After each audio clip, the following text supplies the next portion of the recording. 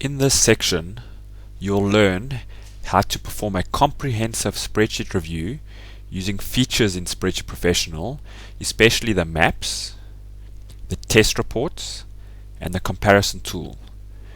You will also learn about the formula tracer, the spreadsheet painter, and the sensitivity tool, and how they can help you to build and test your spreadsheets. The whole focus of this course is reducing spreadsheet errors. The reason for this is that, as shown earlier, the majority of spreadsheets have errors. Errors can have a serious effect. The question is, how do you address them? In my opinion, you're taking the first step in acknowledging the risk, and it's important that organizations as a whole realize what they are risking by relying on spreadsheets that have not been assessed properly. Make the issue known to your organization of what can go wrong. And it's important to highlight the various international examples where errors have been made, because it's important to realize that other organizations are having the same problems, and some way we need to address it. In my opinion, the focus for training on spreadsheets needs to be in addressing the risk areas. It's all good and well teaching you the new latest functions of Excel, but to know where the risks are and how to avoid them is as important. I believe electronic based training is the way to go, because you can do your training course as and when you need it, and in a situation where you want to know how to do something, you can just pull out the CD or go to the internet and actually get the information you want. What's important as well is that not every spreadsheet needs to be reviewed to the full extent, simply because it's not that important to the organization. And therefore I recommend that some sort of value limits be set up in the organization, where certain value spreadsheets that are having a big effect on the company are reviewed in more detail than the lesser spreadsheets. What I can tell you is that spreadsheets will continue to be used. There will be errors, and the only way to address this issue is to address it directly. And that's where Spreadsheet Professional comes into play. What I recommend is that if you haven't already done it, load your trial versions of Spreadsheet Professional, or the full versions if you have them, using the instructions provided. And then when you've done that, you need to customize the tool so that when we work on the examples, we are working off the same basic version of the tool. When you have the tool loaded, what I'd like you to do is click on Other, Options, click on the Test options, and switch off these two, the Only Test Unique Formulas and Only Test First Cell in a Range Reference.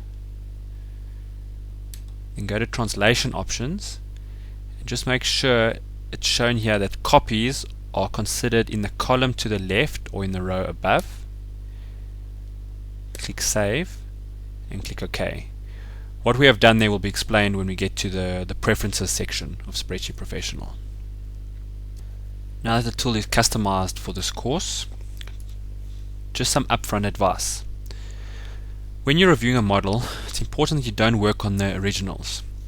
The reason for this is to avoid making errors yourself, and one of the things that Spreadsheet Professional needs to do is, if you have merged cells in a spreadsheet, it will unmerge those cells so that it can clearly see where the formulas are going to. That involves making changes to the spreadsheet, which you can accidentally save, and your original will therefore look different to what you actually reviewed. So what I recommend is you save a version as the original, and then you work on an alternate version. The basics of a high-level review are: you print a map, and you investigate the inconsistencies, and you document them, and this will all be explained to you. You investigate the test report findings, again you document it, and then you investigate whatever's left over on the map to check and complete your review. What's important as well is that to control how you document your feedback. And what I've got is a template that I use that is useful just to control how you calculate and you feedback any results. So what you have here is a simple spreadsheet. In column B, you've got the workbook name, where you just list whatever workbook you happen to look at. Column C would be the worksheet, and that just specifies what sheet you were looking at the time. Column D then would say what cells in particular have raised a particular query. Then you've got an issue where it's explained. So for example, in the example there, it says the formula appears to refer to the subsequent year's interest rate instead of the current year. So you just explain the issue you have with the cells. You need to have space for comments, because if you're reviewing it for other people, it's useful for them to give them a chance to respond, because some of the issues may well be known to them and they're willing to accept them. For yourself, it's also important just to document what you do or did or didn't do, and so you don't duplicate matters. It's quite useful as well to apply a risk factor, and the way I generally like to work is I say a high risk is something where to me it looks wrong, the numbers are currently wrong. If I put a medium risk there, what I'm saying is the numbers aren't wrong at the moment, but there's a good chance that if one of the inputs change for whatever reason, this formula could become wrong. A low risk item is just a presentation issue, something that's not going to really affect the numbers, but it's just value add to inform the developer about it. And a queue or query is just where you come across a situation where you're not actually sure what is being done, and you just like it explained to you in more detail. It's just a way to remember and to document what needs to be covered in the future. And this gives you a good, solid platform from which to do your review.